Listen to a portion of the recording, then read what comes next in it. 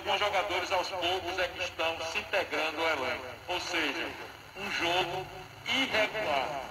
Um jogo em que, em alguns momentos, o time cresce na partida, em alguns momentos, o time dá a impressão de que vai vencer o jogo, mas comete erros.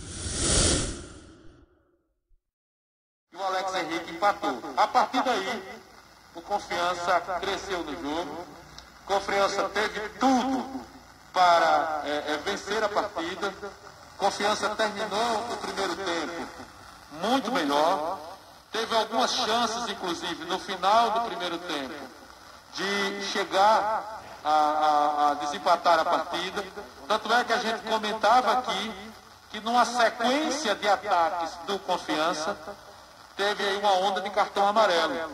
Aos 35 minutos, o Yuri pegou um cartão amarelo.